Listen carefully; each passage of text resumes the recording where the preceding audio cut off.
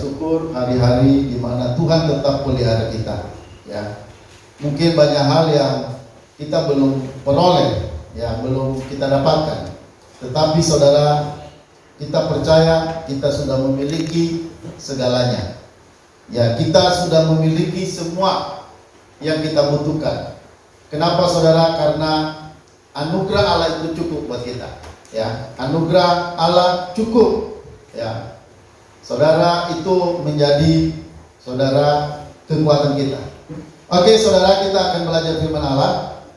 Saudara, judulnya pemberian roh yang baru sebagai sumber ketaatan. Ya. Nah saudara, kita akan baca dalam Alkitab kita Yesaya pasal 36. Yesaya 36 ayat 21 sampai 27. Ya. Saudara boleh lihat Alkitab atau boleh lihat ke depan. Kita baca bersama-sama ini. Ya, mulai dari ayat 21. Kata aku. Ya, sama-sama kita baca 1, 2, 3.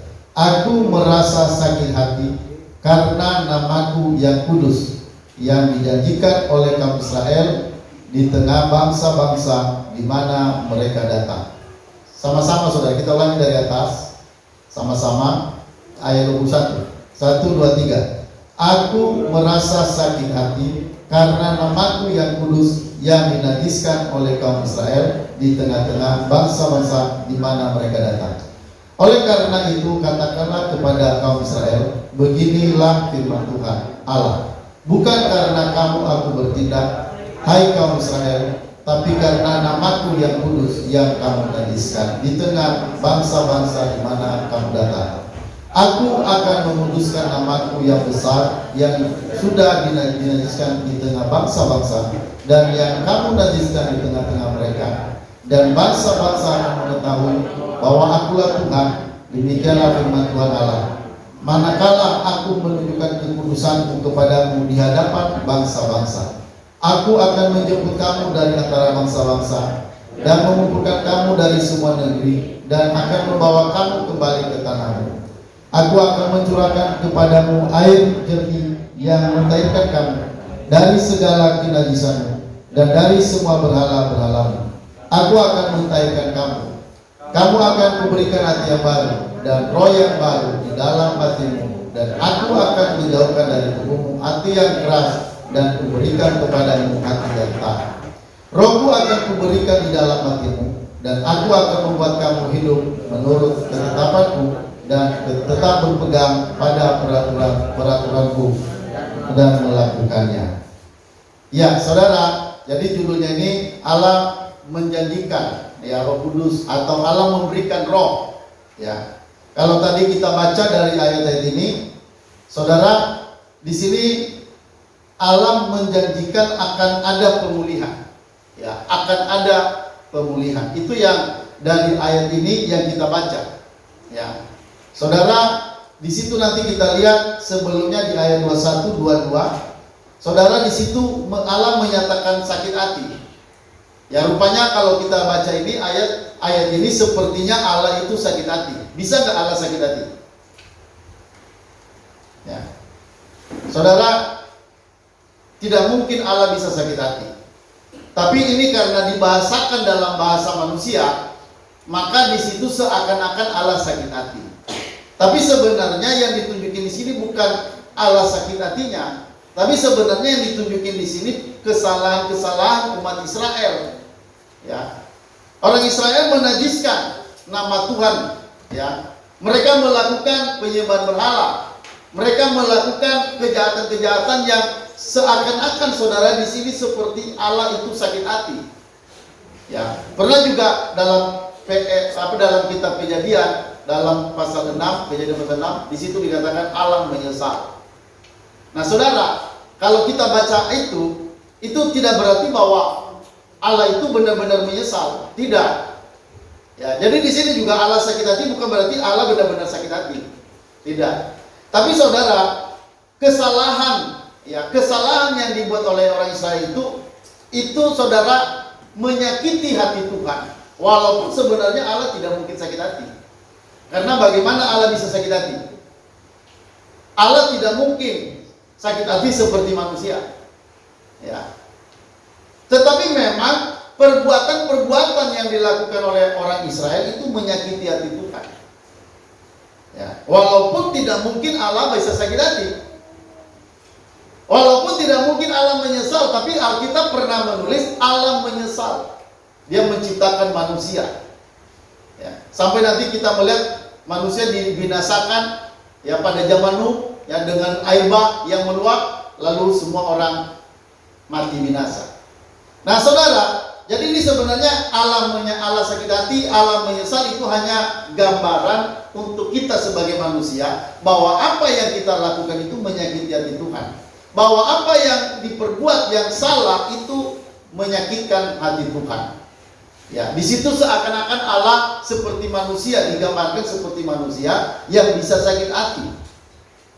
Tapi intinya bukan Allah sakit hati, tapi intinya kita melanggar. Ya, pelanggaran-pelanggaran itu bagaimanapun menyakiti hati Allah. Ya, walaupun Allah tidak mungkin sakit hati. Nah, saudara, jadi saudara dalam kalau kita melihat di sini, ya, saudara ini kalau kita melihat latar belakangnya, kan orang Israel ini kan dibawa penjajahan di Babel. Saudara, mereka diambil dari Yerusalem lalu dibuang. Ini kenapa saudara? Itu karena kesalahan. Saudara, karena kesalahan maka mereka dibuang sekitar 70 tahun di Babel. Ya. Saudara, mereka melakukan pelanggaran-pelanggaran. Mereka melakukan hal yang menajiskan nama Tuhan. Makanya tadi kita baca di ayat-ayat itu, ya ayat-ayat tadi itu dikatakan, aku merasa sakit hati, ayat 21, karena namaku yang kudus yang dinajiskan oleh kaum Israel di tengah-tengah bangsa di mana mereka datang. Ya. Jadi saudara, di sini orang-orang Israel melakukan hal-hal yang tidak taat, hal-hal yang melanggar aturan, hal-hal yang menyakitkan hati Tuhan. Nah saudara, sehingga akhirnya mereka harus dibuang. Ini merupakan hukuman. Perhatikan ya, pembuangan itu adalah hukuman. Hukuman itu terjadi karena kesalahan mereka. Tapi saudara, sekalipun demikian, ingat bahwa hukuman itu bukan tujuan akhir dari Allah. Hukuman bagi orang Israel itu bukan tujuan akhir. Hukuman itu saudara tujuannya supaya pemulihan.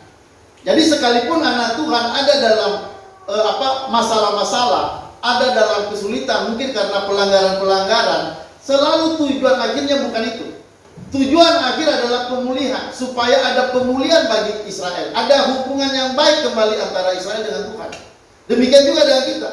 Kalau ada masalah-masalah dalam diri kita, ingat itu tujuannya bukan untuk itu, bukan untuk masalah itu. Masalah-masalah dalam hidup kita tujuannya supaya hubungan kita lebih baik dengan Tuhan. Nah, ini hal yang harus diperhatikan. Saudara, tidak selamanya kehidupan itu akan baik-baik saja. Ya. Sekalipun kita anak Tuhan yang taat, sekalipun kita seperti Ayub yang taat luar biasa, tetapi perhatikan baik-baik, setaat apapun kita, saudara, tetap ada masalah-masalah yang harus kita hadapi. Tetap ada kesalahan-kesalahan juga yang kita buat, ada pelanggaran-pelanggaran yang kita buat. Nah, saudara, masa-masa sulit itu, masa-masa sukar itu tujuannya untuk pemulihan. Dan Allah saudara menjanjikan pemulihan bagi anak-anaknya. Ya, saudara, makanya nanti kita lihat di sini, perhatikan di dalam ayat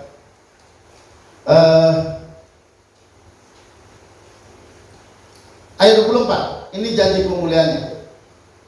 Aku akan menjemput kamu dari antara bangsa-bangsa dan mengumpulkan kamu dari semua negeri dan akan membawa kamu kembali ke tanahmu.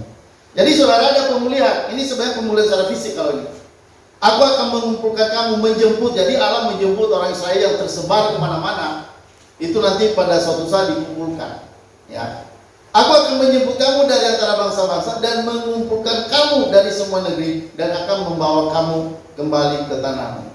Jadi saudara, ini pekerjaan Allah juga. Allah dalam pemulihan itu merupakan saudara pekerjaan Allah. Allah memulihkan keadaan-keadaan umat Israel. Demikian juga dengan kita orang-orang percaya. Jadi saudara, kalau misalnya dalam hal-hal tertentu kesulitan, termasuk kesulitan ekonomi, termasuk kesulitan hubungan, ya saudara, itu semua pada suatu saat Allah akan memulihkan itu. Allah akan memulihkan, dikatakan sih aku akan menjemput kamu, mengumpulkan kamu dari antara bangsa-bangsa. Jadi ini pemulihan-pemulihan yang Allah janjikan. Tapi saudara, ini bukan pemulihan yang utama. Perhatikan ini hanya pemulihan pada bagian-bagian fisik tertentu. Tapi saudara, perhatikan ada pemulihan yang Allah janjikan, pemulihan yang sangat radikal. Ini harus diperhatikan. Ya, ayat 25. Ini janji buat kita semua sebenarnya. Ya, ayat 25. Aku akan mencurahkan kepadamu air yang jernih, yang akan mentahirkan kamu dari segala kenajisanmu, dari semua berhala-berhalamu. Aku akan mentahirkan kamu. Ayat 26. Kamu akan kuberikan hati yang baru, dan roh yang baru di dalam hatimu, dan aku akan menjauhkan dari tubuhmu hati yang keras, dan kuberikan kepadamu hati yang taat.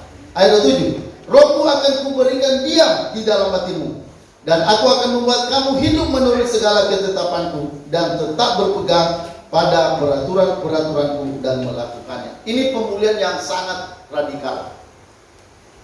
Ini pemulihan yang luar biasa. Ini transformasi yang luar biasa.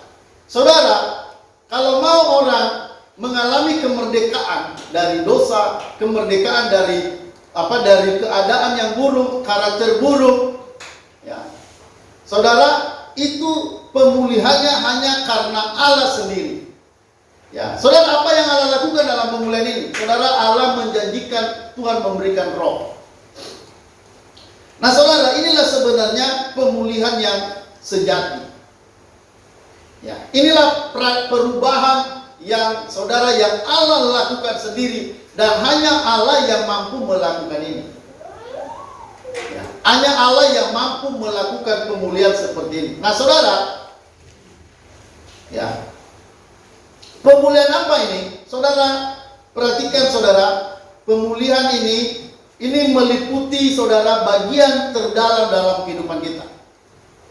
Ya, saudara, mau nggak berubah? Perhatikan, mau nggak saudara hidup dalam ketaatan-ketaatan? Saudara, ada bagian yang harus kita perhatikan di sini. Apa saudara? Yaitu pemulihan bagian terdalam kita. Apa itu? Yaitu pemulihan hati. Pemulihan hati ini saudara perhatikan, ini tidak bisa karena kita belajar, misalnya mau berusaha taat, ya, kita mau berjuang dalam ketaatan-ketaatan, tidak bisa.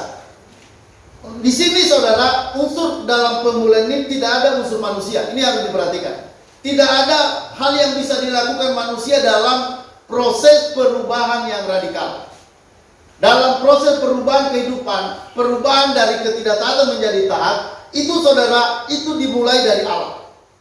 Nah, ini yang harus saudara perhatikan. Jangan Anda berpikir nanti kalau Anda berubah itu karena saudara, karena kemampuan Anda. Tidak. Kenapa saudara? Karena pemulihan itu adalah perubahan di dalam bagian manusia terdalam, yaitu hati, roh di dalam diri kita. Itu diubah dulu saudara. Nah, ini yang akan dilakukan oleh Allah. Dan ini saudara tidak bisa dilakukan oleh manusia. Nah, saudara perhatikan di sini ayat 25, aku akan mencurahkan kepadamu air jernih yang mentahirkan kamu dari segala kenajisan, dari semua berhala-berhalamu. Aku akan mentahirkan kamu. Jadi saudara perhatikan, di sini kita bisa lihat, di sini pertama-tama Allah menjernihkan kita lebih dulu. Ya, Allah mentahirkan kita lebih dulu. Dikatakan, aku akan mencurahkan kepadamu air jernih. Aku akan mentahirkan kamu dari segala kenajisan, dari semua berhala-berhalamu. Aku akan mentahirkan kamu. Jadi saudara, di sini Allah menyucikan kita.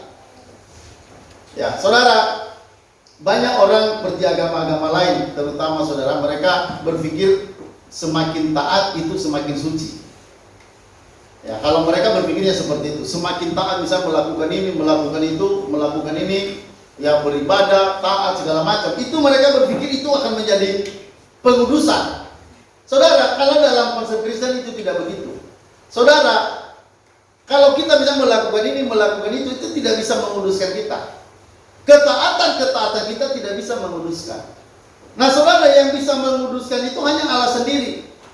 Ya, saudara, di sini dikatakan Allah melepaskan kita. Ya, Dia melepaskan kita dari segala kenajisan. Ya. Aku akan mencurahkan kepadamu air jernih yang akan mentahirkan kamu.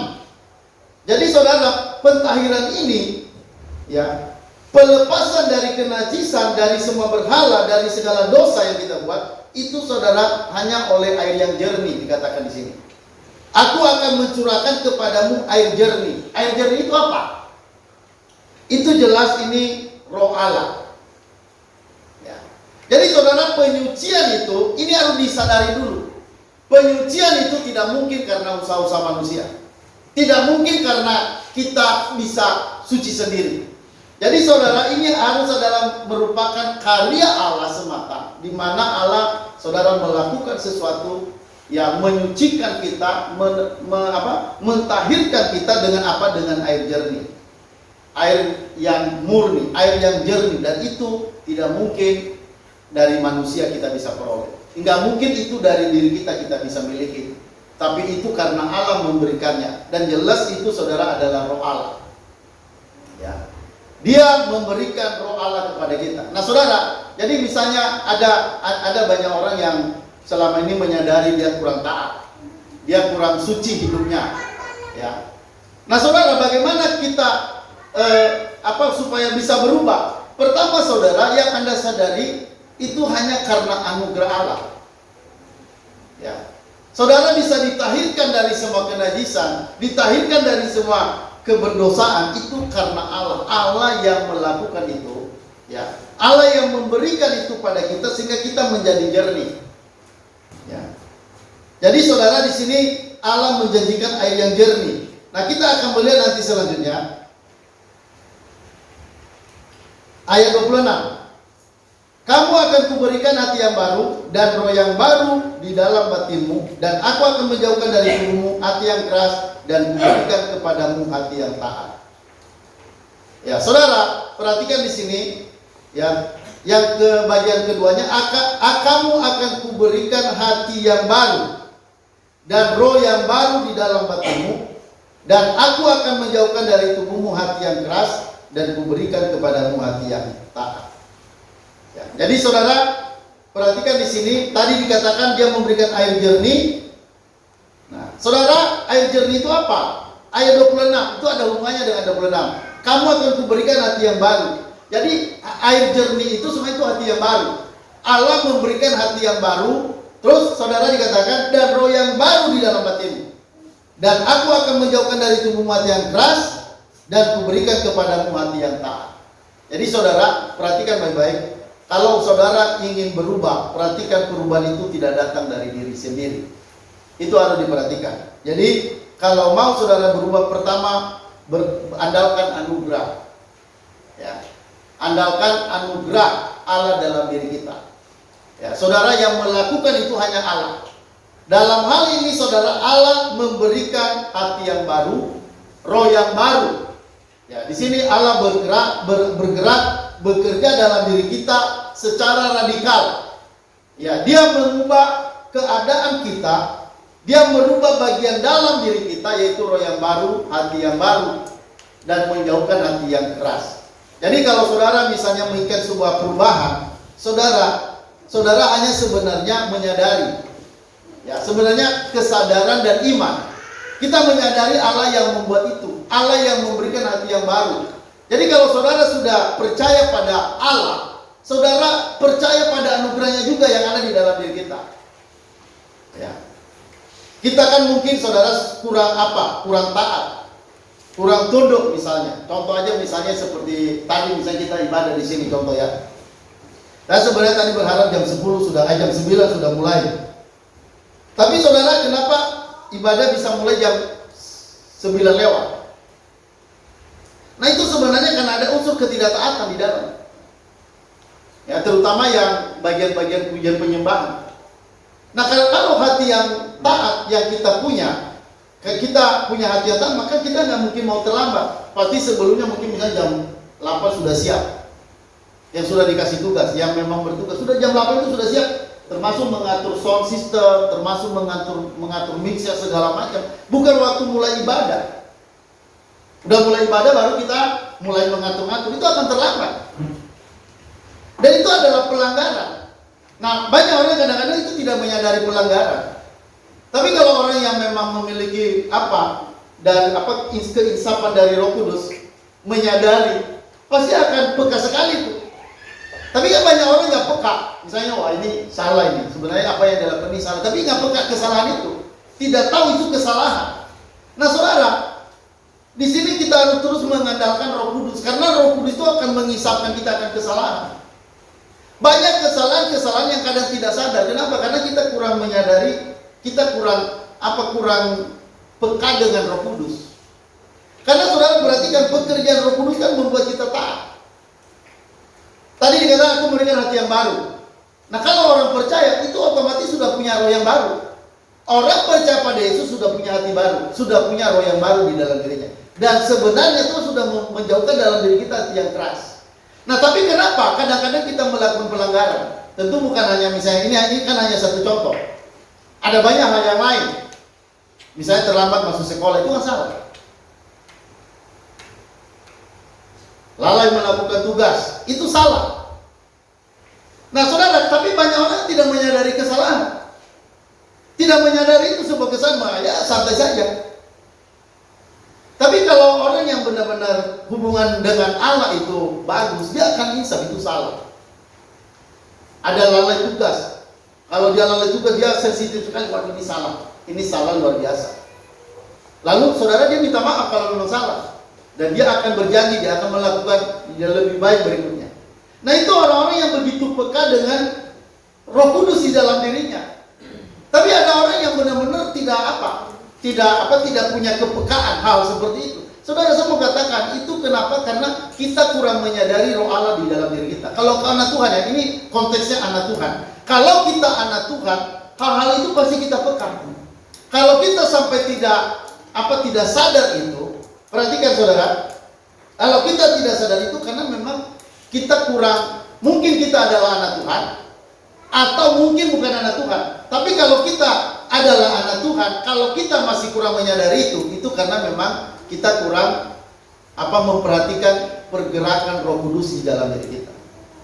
Jadi saudara perhatikan, kepemimpinan kita itu, perhatikan ya, kepemimpinan diri anak-anak Tuhan itu di dalam dirinya ada Roh Kudus. Makanya kalau orang memperhatikan rohnya di dalam, dia mau melangkah terus di dalam perasaan hatinya ada semacam bilang itu salah. Nah, orang yang peka dengan Roh Kudus dia akan cepat berhenti.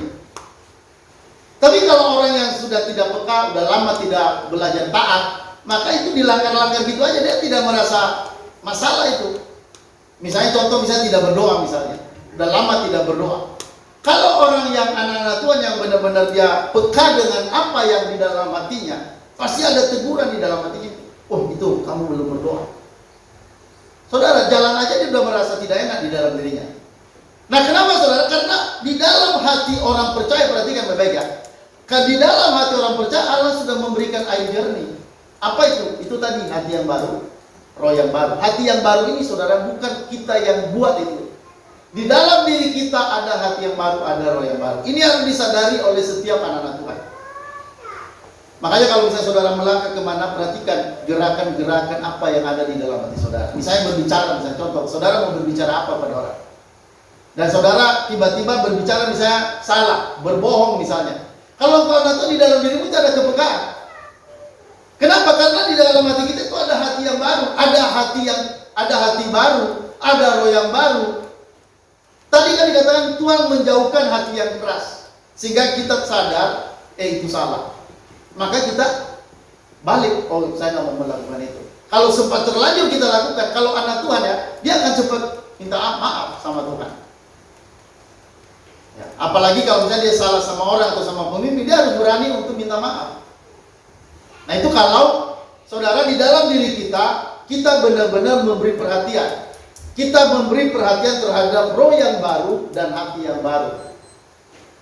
Dan saudara perhatikan, kepekaan di dalam hati ini tidak dimiliki oleh orang-orang dunia. Itu hanya anak-anak Tuhan yang punya kepekaan itu. Ingat saudara, kalau engkau anak Tuhan, kalau kita orang percaya, di dalam diri kita Tuhan sudah memberikan hati yang baru, roh yang baru. Ya, coba tadi dikatakan di ayat 27. Coba perhatikan ya.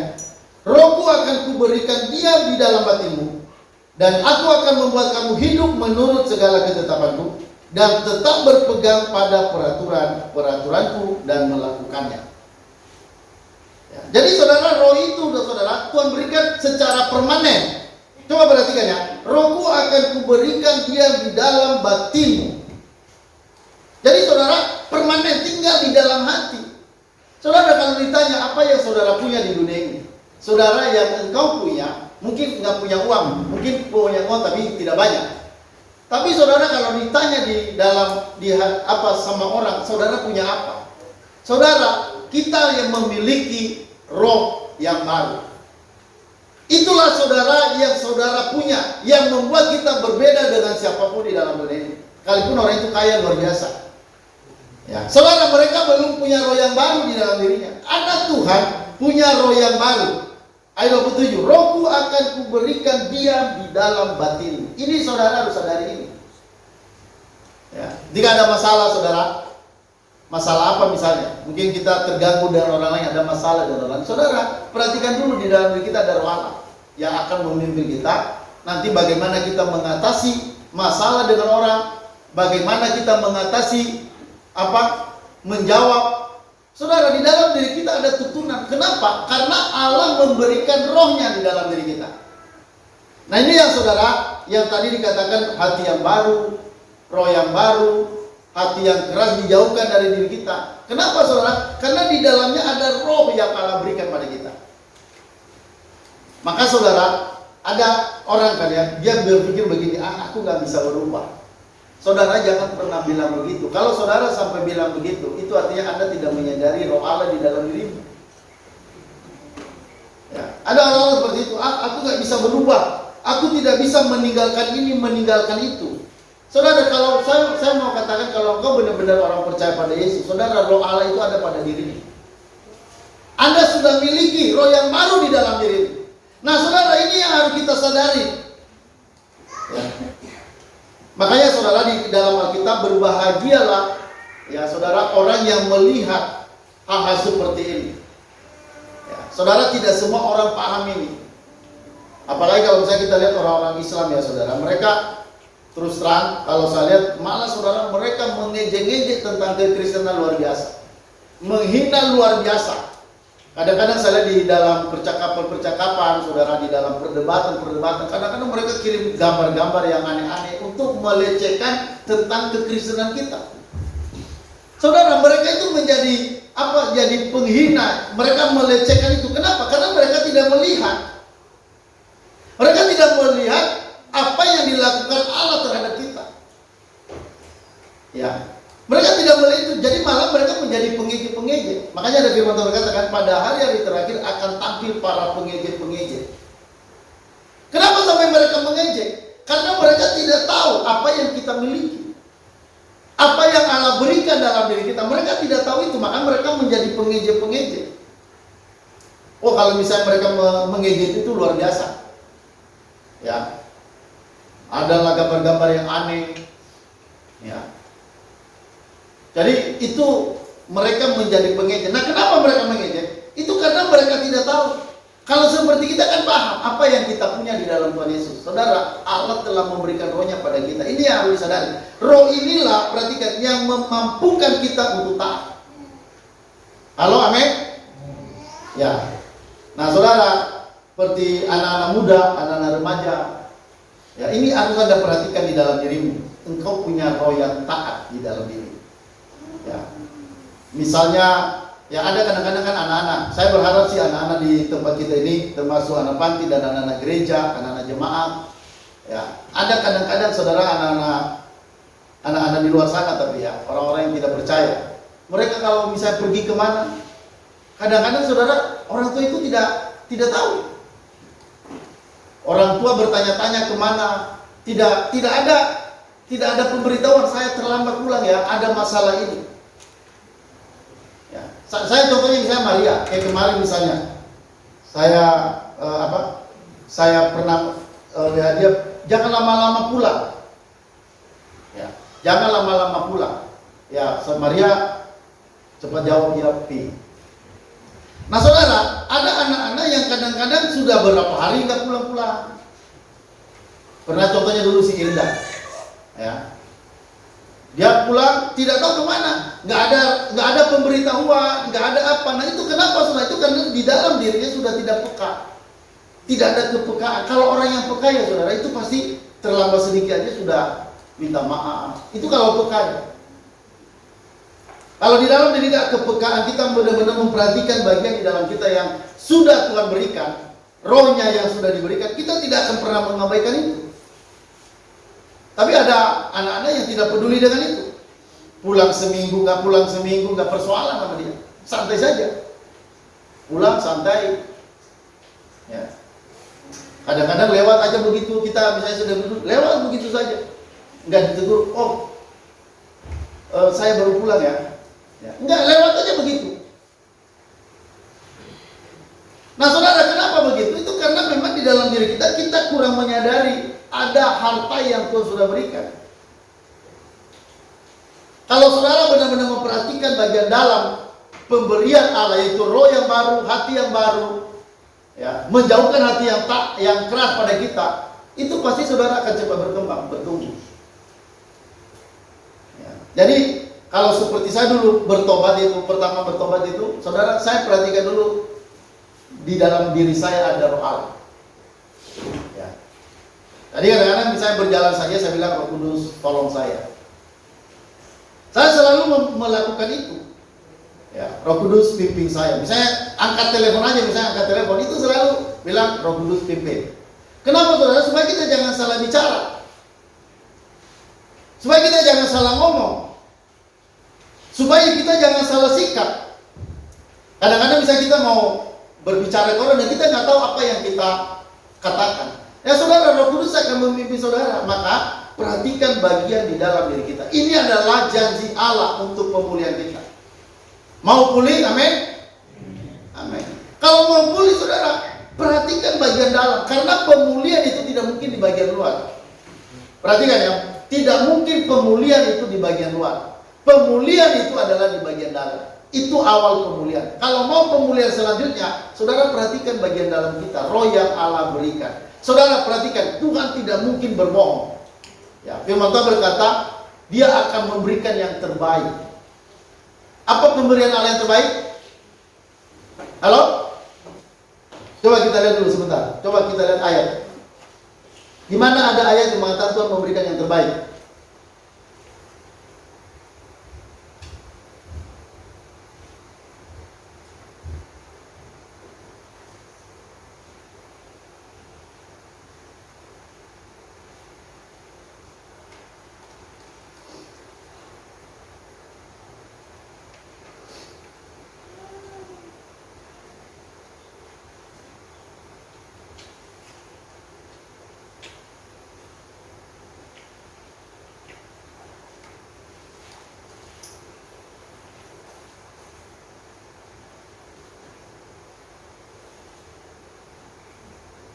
Di mana itu yang bicara tentang apa, Lukas ya?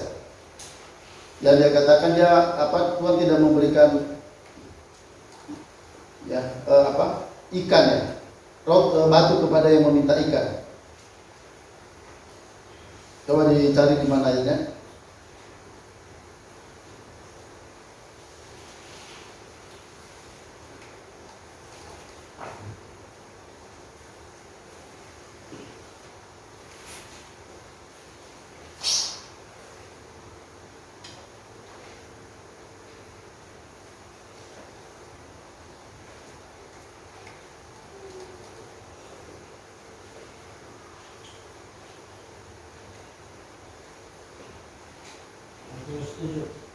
Matius?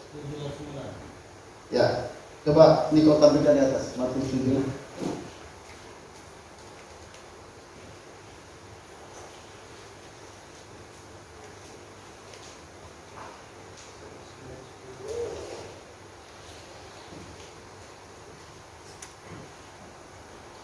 Ayat berapa?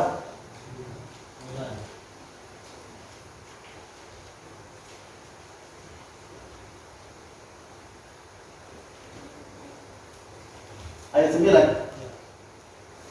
Adakah seorang daripadamu yang memberi atau kepada anaknya jika yang meminta roti, atau memberi ular jika yang meminta ikan? Jadi jika kamu yang jahat tahu memberi yang baik kepada anak-anakmu, apalagi Bapa di surga yang akan memberikan yang baik kepadamu mereka yang meminta padanya. Ayat 12 nggak ada? Oh, nggak ada. Coba ayat apa? Kita baca Lukas saja. Lukas 11 ayat 13. Ini saudara perhatikan ya. Ayat ini luar biasa. Inilah dasar kita untuk berubah. Kalau mau berubah, mau lebih baik, saudara perhatikan ini. Karena kekuatan kita untuk berubah itu bukan dari diri kita. Coba kita baca sama-sama. 1 ayat 13 sampai ayat 13 saja. 1, 2, 3. Jadi jika kamu yang jahat tahu memberi pemberian yang baik kepada anak-anakmu, apalagi Bapamu yang di surga, Ia akan memberikan Roh Kudus kepada mereka yang meminta padanya. Saudara, apapun pemberian yang terbaik di dunia ini tidak ada, saudara, kecuali yaitu Roh Kudus. Dan saudara, itu adalah pemberian Allah dari surga. Itu adalah pemberian Yesus pada kita. Saudara, kalau sampai sudah menyadari ini, Allah memberikan Roh-Nya pada kita. Saudara, itu adalah pemberian yang terbaik. Artinya apapun di dunia ini yang bisa kita bandingkan kekayaan apapun yang luar biasa, yang mungkin banyak orang pikir itu baik, saudara, nggak ada bandingannya dengan pemberian Allah pada kita, yaitu Roh Kudus. Ya, mungkin saudara bisa punya gelar bagus tinggi, nanti punya uang banyak dan kedudukan yang banyak. Saudara, saya mau katakan itu bukan pemberian yang terbaik. Pemberian yang terbaik itu adalah Roh Kudus. Ya. Nah, ini saudara, kekayaan anak-anak Tuhan yang tidak mungkin bisa dimiliki oleh orang-orang dunia. Makanya saudara, anak-anak Tuhan itu bawaannya berbeda. Kenapa berbeda? Karena dasar hidupnya sudah dirubah, sudah ditransformasi. Dalam dirinya ada transformasi besar-besaran, ada perubahan yang radikal di dalam diri anak Tuhan, yaitu Tuhan memberikan roh yang baru. Tuhan memberikan hati yang baru. Ini yang perlu disadari.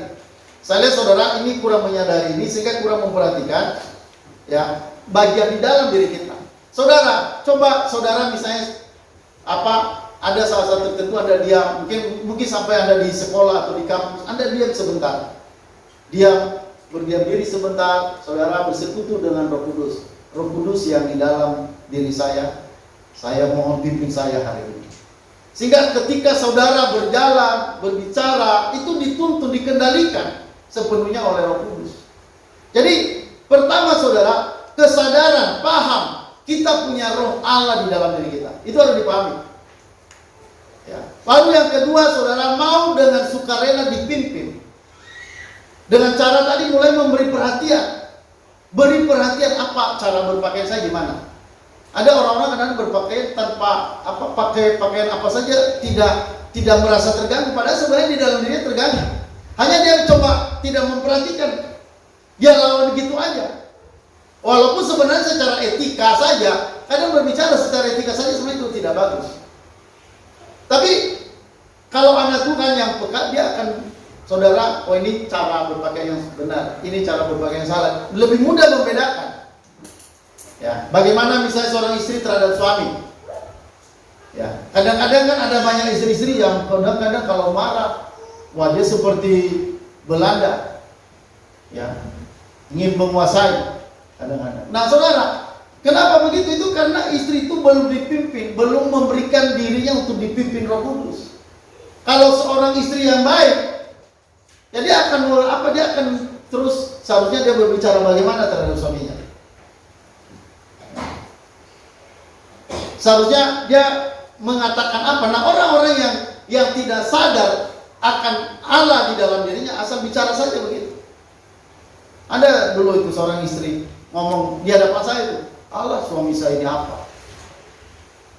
Dia ngomongnya begitu, nggak bisa apa-apa ini suami saya. Ya.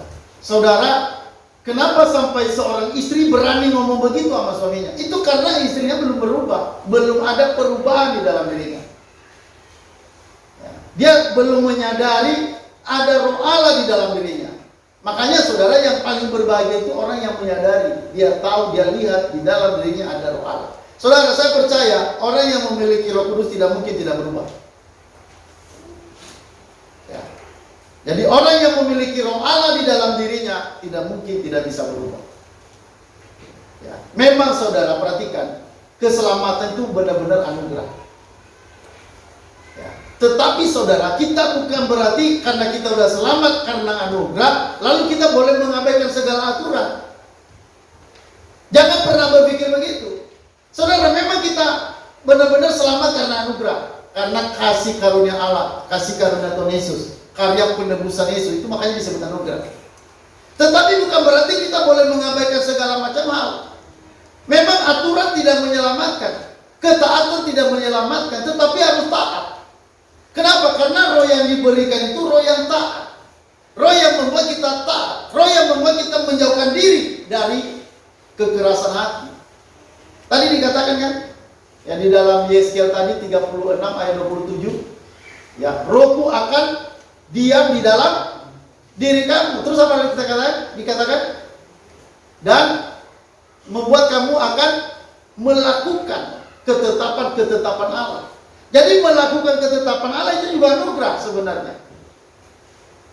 Tetapi walaupun taat bukan syarat. Kenapa? Karena ketaatan kita kan gak sempurna. Kalau ketaatan menjadi syarat keselamatan, kita tidak mungkin selamat. Ya. Jadi yang menyelamatkan itu benar-benar karena anugerah. Tapi ketaatan itu merupakan bagian, ya, dari keselamatan yang Allah berikan. Jadi Allah memberikan keselamatan itu. Di dalam keselamatan itu ada benih ketaatan. Jadi sebenarnya ketaatan itu merupakan bagian dari keselamatan. Jadi kalau saudara sudah terima keselamatan, itu artinya di dalam dirimu ada benih-benih ketaatan. Ya. Jadi ketaatan itu sebenarnya adalah saudara buah dari karya Roh Kudus di dalam diri kita. Makanya di dalam Galatia berapa itu yang dikatakan membuah roh? Galatia berapa? Coba kita baca dulu, biar kita ingat. Ini jarang kita baca karena selama ini khotbahnya kan terlalu banyak doktrin. Jadi kita jarang dengarkan begini. Nah, kalau coba kita belajar dulu tentang hal-hal praktis.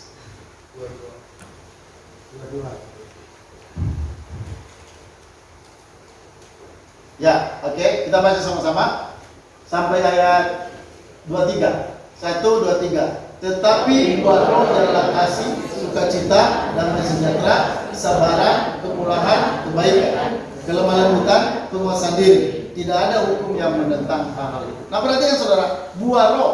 Kata buah roh itu artinya yang menghasilkannya itu roh. Itu makanya disebut buah roh. Saudara, semua buah roh itu dihasilkan oleh roh. Apa karakter yang dihasilkan oleh buah roh? Oleh roh, kasih. Ada kasih. Ya. Jadi kalau dengan orang lain kita bisa mengasihi satu sama lain, sopan, ya, sukacita, damai sejahtera, kesabaran. Kita harus sama dengan orang. Karena orang di sekitar kita kan tidak langsung bisa sempurna. Termasuk juga misalnya suami istri. Kenapa suami istri harus saling menerima? Karena tidak ada suami yang sempurna, tidak ada istri yang sempurna. Maka rumah tangga Kristen menjadi rumah tangga yang utuh. Kenapa? Itu tadi karena ada buah roh. Kalau di sana mereka misalnya udah gak cocok, cerai, lalu menikah lagi. Ya. Kalau kita nggak bisa, kenapa? Karena kita punya buah roh, kita punya kasih. Kasih itu kan teman-teman kata kasih menutupi segala sesuatu. Kasih itu apa? Tidak cemburu, tidak cemburu sama orang. Sama sesama tidak ada kecemburuan, nggak ada iri hati antara sesama. Ya, seseorang misalnya kalau dia pintar nyanyi, ya yang lain nggak boleh cemburu. Kenapa? Ya itulah karunia talenta yang diberikan kepada dia. Kita juga pasti punya karunia, punya talenta yang diberikan Tuhan yang berbeda. Kemarin misalnya Yabes ya nyanyi dia. Apa kemarin nyanyi Yabes? Hah? Doa? Oh, lagu doa Yabes. Dia nyanyi saudara, pakai apa itu? Pakai karaokean. Oh, langsung saya bilang, ya Bes, berhenti aja jadi tentara aja udah kamu. Nggak ada talentamu di situ. Dia nyanyinya falsnya melebihi Om Heri. Om Heri aja nggak separah itu. Ini nggak masuk sama sekali. Karena saya emosi dengarnya, langsung saya bilang, udah berhenti aja, ganti yang lain yang nyanyi. Karena nggak ada yang nyanyi, dia saya nyanyi. Nah saudara, kita jangan cemburu dengan orang lain, karena orang lain itu punya kemampuan yang berbeda dengan kita. Makanya saya ya saudara, di antara beberapa teman pendetanya kebanyakan jadi gembala sidang. Ya, saudara, mereka mau jadi pendeta saja. Kalau saya saudara, saya memperhatikan karunia talenta yang saya punya di dalam diri saya. Saya dalam hati saya kepada Tuhan, saya bilang gini, saya tidak mau menjadi seperti orang lain. Saya mau menjadi seperti diri saya sendiri. Dalam arti gini saudara, saya punya karunia-karunia apa yang ada pada saya kembangkan. Saya nggak mau perlu meniru pendeta ini. Biasanya kan, makanya saya bilang tadi, biasanya pendeta kan hanya menggembalakan sidang. Nah makanya seperti saya, karena memang saya tidak mau mengikuti pola orang lain. Ya, dalam hal karunia talenta saya harus lebih memperhatikan karunia talenta apa yang saya punya di dalam diri saya. Ya, makanya saudara, ya saya jadi berbeda juga dengan orang lain. Kenapa? Karena memang saya yakin di dalam diri saya ada karunia talenta yang tidak orang lain punya. Nah saudara, kenapa itu? Itu karena kita punya roh di dalam diri kita. Roh Allah yang luar biasa akan memberi Anda dorongan, akan memberikan Anda hal-hal apa yang seharusnya Anda lakukan. Apa yang seharusnya Anda tidak boleh bicarakan, itu nggak boleh dibicarakan. Jangan Roh Kudus berbicara di dalam diri kita, udah stop, jangan bicara itu.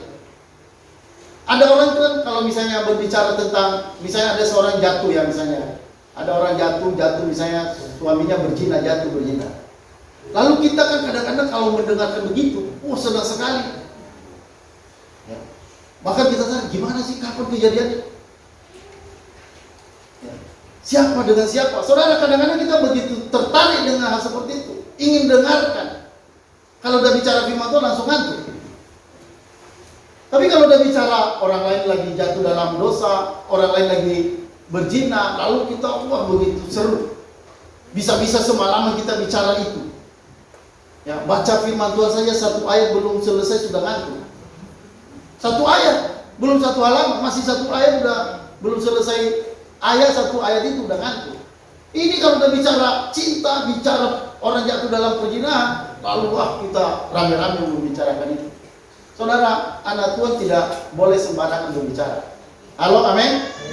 Ya, jadi harus peka, saudara, hal apa yang layak saudara dengar, hal apa yang saudara layak bicarakan. Itu nggak boleh sembarangan anak Tuhan, karena kita punya roh Allah di dalam diri kita. Itu harus jaga roh Allah yang ada padamu. Ya ingat ya, apa yang pemberian Tuhan yang terbaik dalam kehidupan kita? Yaitu Roh Kudus. Ia akan memberikan Roh Kudus kepada mereka yang memintanya. Saudara, bagi yang meminta. Ya, kalau orang dunia nggak mungkin minta Roh Kudus, saudara.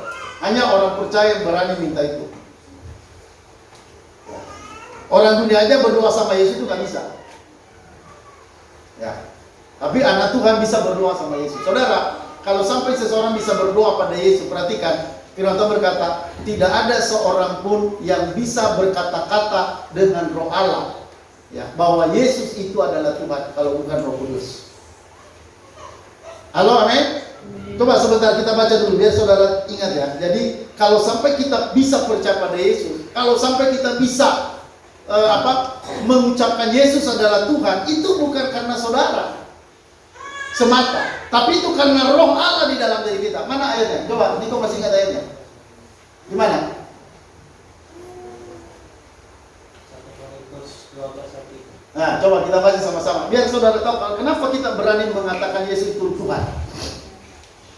Coba saudara kita baca sama-sama 1, 2, 3. Karena itu aku meyakinkan kamu bahwa tidak ada seorang pun yang berkata-kata oleh roh Allah dapat berkata, terkutuklah Yesus. Dan tidak ada seorang pun yang dapat mengaku Yesus adalah Tuhan selain oleh Roh Kudus. Yesus adalah Tuhan selain dari. Kenapa saudara bisa itu? Kalau menurut Korintus saudara dikatakan tidak ada seorang pun yang dapat mengaku Yesus adalah Tuhan. Kalau saudara sampai bisa ngaku Yesus Tuhan, itu karena roh Allah. Tidak ada seorang pun kalau bukan roh Allah. Jadi artinya saudara sudah punya roh di dalam diri. Kenapa sampai kita bilang Yesus adalah Tuhan? Coba orang dunia bilang. Saya pernah nyuruh saudara orang Muslim. Saya suruh, coba Pak, Bapak berdoa kepada Yesus. Bapak bilang Yesus adalah Tuhan. Saudara ketika dia mau ngomong, tiba-tiba terganjal. Dia bilang, wah, menduakan Allah. Tiba-tiba waktu dia mau sebut Yesus Tuhan, saudara langsung terkunci mulutnya. Kenapa? Dia dalam pikirannya, Yesus itu nggak mungkin Tuhan. Nggak mungkin Tuhan, kok manusia kok jadi Tuhan. Ya. Bagaimana kok manusia dibilang Tuhan? Saudara, bukan manusia yang jadi Tuhan. Ya.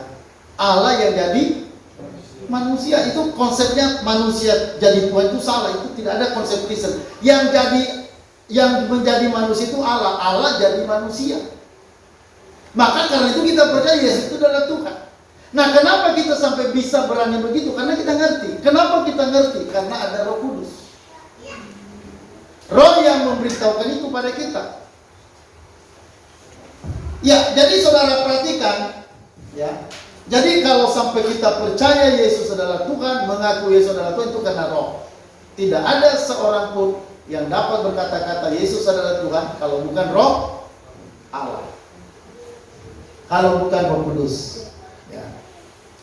Jadi saudara-saudara, perhatikan di dalam diri kita, perhatikan ada pengurapan Roh Allah. Ya, kita baca ayat terakhir dalam 1 Yohanes 2 ayat 28. Ini satu ayat terakhir ini saudara, kita baca. Saya mau menekankan bahwa dalam diri kita ada Roh Allah yang membuat kita taat. Coba kita baca sama-sama. Dalam ayat 27 ya, coba 27. Ya, sama-sama kita baca. 1, 2, 3. Sebab di dalam diri kamu tetap ada pengurapan yang telah kamu terima daripada. Karena itu tidak perlu kamu diajari oleh orang lain. Tetapi sebagaimana pengurapannya mengajar kamu tentang segala sesuatu dan pengajarannya itu benar, tidak dusta, dan sebagaimana ia dahulu telah mengajar kamu, demikian hendaknya kamu tinggal di dalam dia. Jadi saudara, ada yang ajar di dalam diri kita. Ya, ada yang mengajar, ada yang membimbing saudara. Saudara harus jadikan ini sebagai patokan hidup. Bagaimana saudara berpakaian, bagaimana saudara berbicara sebagai seorang istri kepada suami, bagaimana seorang suami berbicara pada istri, bagaimana seorang anak-anak terhadap orang tua. Itu semua ada dalam Roh Kudus. Roh Kudus akan mengajar kita bagaimana kita hidup. Ada anak-anak kadang-kadang yang menghormati orang tua. Saudara, saya mau katakan, bagi anak-anak yang tidak menghormati orang tua itu paling berbahaya. Ya, itu harus saudara perhatikan mulai sekarang. Anda yang tidak hormat sama orang tua, termasuk orang tua itu maksudnya guru, orang tua, pemimpin dalam gereja, itu adalah orang tua. Kalau saudara tidak hormat sama orang tua, saudara itu paling berbahaya. Firman Tuhan berkata, terkutuklah orang yang mengutuk ayahnya. Ya. Siapa yang kena kutuk karena tidak menghormati orang tua? Siapa saudara? Dalam perjanjian lama, anaknya Nuh. Siapa namanya? Ham. Perhatikan saudara, ada 3 anak Nuh. Ham, Sam, Sem, dan Yafet. Saudara, ketika bapaknya Nuh, ya saudara, mabuk, dia tidak sadar diri, ya saudara, Ham tertawa. Ham tertawa dan dia bercerita tentang ayahnya ini kepada saudaranya. 2 saudaranya, Sem dan Yafet, saudara, mereka datang, bukan tertawa, bukan berbicara. Mereka mengambil pakaian lalu menutupi bapaknya. Lalu mereka mundur, mereka keluar dari situ itu mundur. Bukan membelakangi, saudara, mundur. Itu artinya berbicara kesopanan terhadap orang tua. Saudara, akhirnya apa terjadi? Ham terkutuk. Firman Tuhan berkata, terkutuklah Ham, sehingga dia menjadi hamba bagi yang lain. Dan saudara, Sem dan Yafet itu diberkati. Jadi bagi anak-anak itu perhatikan. Ya, ini perhatikan. Jangan sampai saudara gagal di situ. Karena itu merupakan hukum yang ditetapkan Tuhan. orang Kristen sekalipun keselamatannya karena anugerah tidak pernah mengabaikan hukum. Halo, amin. Tidak pernah mengabaikan aturan-aturan. Etika-etika tidak diabaikan oleh anak Tuhan. Malah anak Tuhan itu etikanya lebih tinggi dari etika dunia. Sikapnya lebih baik daripada sikap orang-orang dunia. Jadi bukan berarti kita kena anugerah lalu kita bebas sembarangan. Tidak, saudara. Karena anugerah kita menghormati anugerah itu sehingga kita tidak berbuat sembarangan. Ya, jadi mari belajar bagaimana kita hidup dalam ketaatan-ketaatan di bawah kendali Roh Kudus. Saudara, Roh Allah itu diberikan pada kita supaya kita dijauhkan dari hati yang keras. Saudara, mulai cara saudara bergaul hari ini mulai pikirkan, apakah benar selama ini cara Anda bergaul? Cara berbicara, cara berteman, ya. Pulang pergi dari rumah. Saudara, Anda harus perhatikan, kalau Anda tidak memperhatikan itu Anda mengabaikan Roh Kudus di dalam diri Anda. Dan itu sama dengan menyanyiakan berkat-berkat yang luar biasa. Saudara, bersyukurlah karena saudara sampai bisa percaya Yesus adalah Tuhan, itu bersyukur sekali. Firman Tuhan tadi berkata, tidak ada yang bisa mengaku Yesus adalah Tuhan kalau bukan Roh Kudus. Berarti kalau sampai saudara percaya, berarti Roh Kudus itu sudah ada pada Anda. Roh Kudus sudah Anda terima. Roh Kudus sudah Anda miliki di dalam diri Anda sendiri. Ya. Oke, saudara, itu aja yang kita bisa dengarkan hari ini. Mari kita angkat pujian. Mari kita angkat pujian. Dua hatiku seperti salju.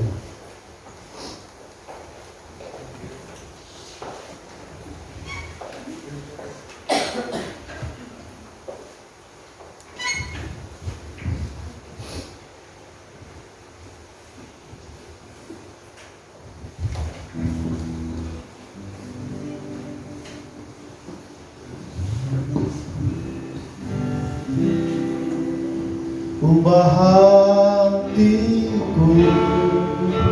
seperti salju, seperti salju.